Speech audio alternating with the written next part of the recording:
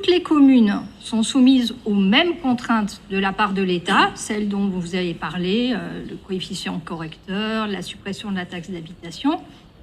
Et du coup, on a regardé ce qui se passait sur une dizaine de communes.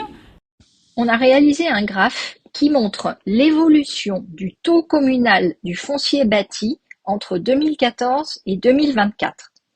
La valeur indiquée, c'est donc un pourcentage d'augmentation du taux communal de foncier bâti sur cette période.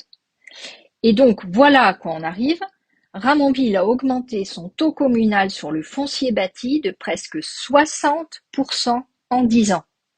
Ce qui fait de Ramonville la championne de la hausse de la fiscalité locale sur les 10 dernières années. Quand on a des contraintes budgétaires, il y a deux options.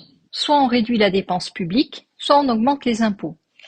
Et sans vouloir mordre sur le débat que nous aurons dans quelques minutes concernant le budget, bien à Ramonville, comme les dépenses continuent à augmenter plus vite que les recettes, il ne vous reste plus qu'à augmenter à nouveau les impôts. Et donc, plus 3,9% sur les bases nationales, plus 3,8% sur le taux communal, ça fait à l'arrivée plus 7,8% sur la taxe foncière des Ramonvillois et donc 900 000 € de recettes fiscales supplémentaires pour la ville en 2024. Pourtant, vous aviez fait des promesses en 2021.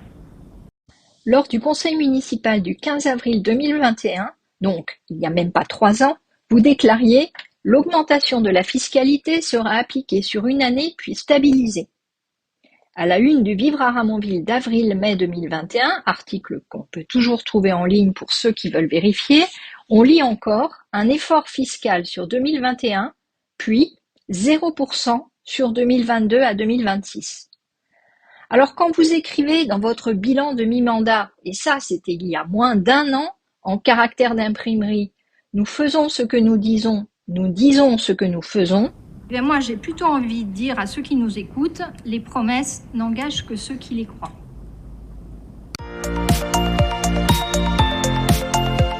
Ces nouvelles recettes fiscales masquent effectivement, M. Danjean a pu aussi le dire, une dégradation des équilibres financiers. Il y a un mois, vous nous aviez annoncé que vous aviez réussi à contenir la hausse des dépenses réelles de fonctionnement, tant en 2022 qu'en 2023, entre 2% et 3%, en dessous de la moyenne nationale des communes, qui se situe entre 6 et 7%.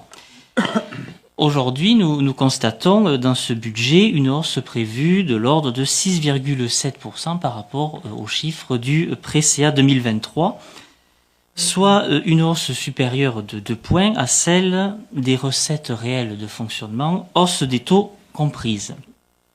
Donc des dépenses supérieures aux recettes, ces chiffres ne peuvent que nous alarmer sur la trajectoire budgétaire poursuivie. En effet, depuis le coup de massue fiscal de 2021, jamais l'évolution des dépenses par rapport à celle des recettes n'a permis de dégager un véritable surplus d'épargne. Donc pour nous, les recours à la fiscalité, à l'emprunt sont des solutions de facilité, parce qu'invoquer la fiscalité sans avoir imaginé des économies de fonctionnement ne permet pas de bâtir une situation financière durable. D'autre part, voilà, donc l'emprunt va alourdir les remboursements des intérêts du capital. Donc la question, c'est quelle situation financière allez-vous laisser en 2026 ?